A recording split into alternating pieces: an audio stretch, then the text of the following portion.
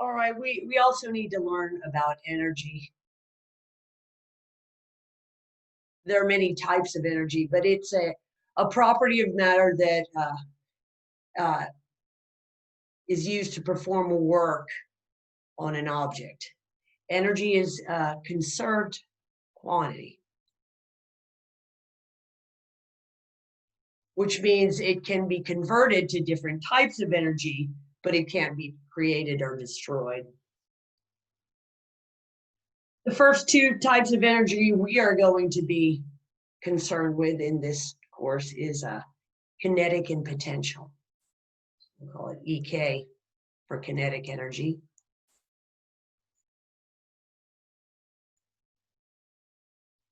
And we'll go ahead and call this either U or EP for potential. Potential energy or kinetic energy is energy due to motion. So it's energy due to motion.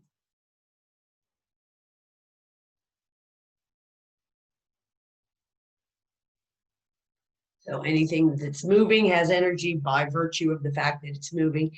And it's mathematically defined as 1/2 times the mass times velocity squared. All right. Potential energy is stored energy. It's energy due to an object's position relative to another position. And we're going to be talking about gravitational potential energy. This is stored energy.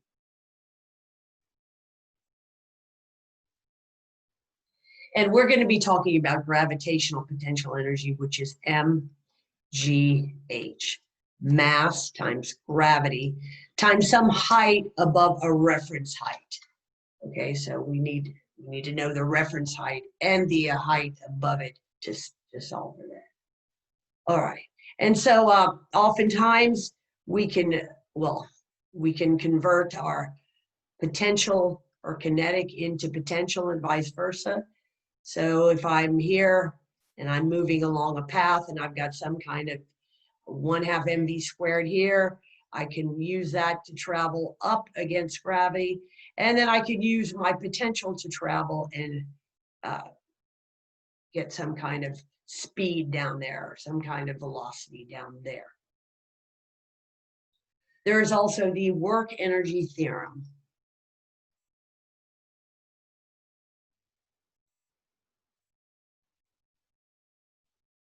We talked about work in one of the prior videos, but the work energy theorem says the work done is equal to the change in kinetic energy. So work equals delta EK. And we're going to be using all these concepts to solve problems in this course. Another thing that I'd like to go into is just how we could use sine, cosine, and tangent.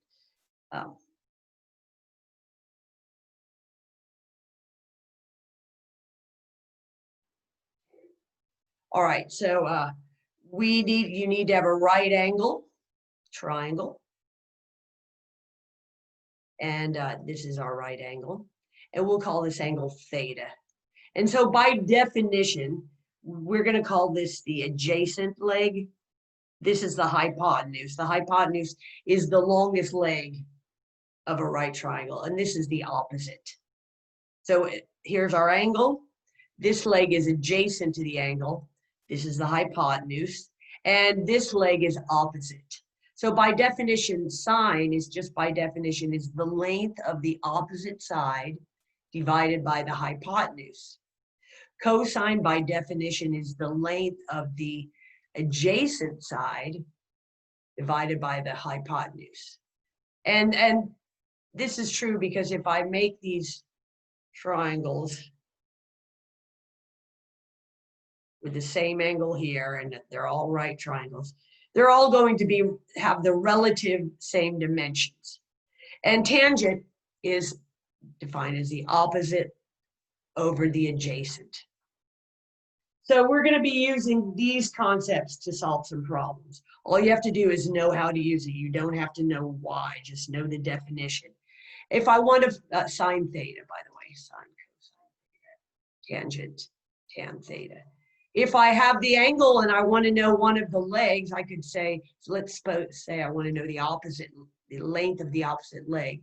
I can just divide, multiply through by hypotenuse. And I could say the opposite length of the opposite is equal to the hypotenuse length times sine of the angle. And this value you can find on your calculator, but you want to make sure that in this course, you are always in degree mode. You want to be in degree mode as opposed to radian mode. So make sure on your calculator, your setting is degree mode. Okay. So, and that is, other than that,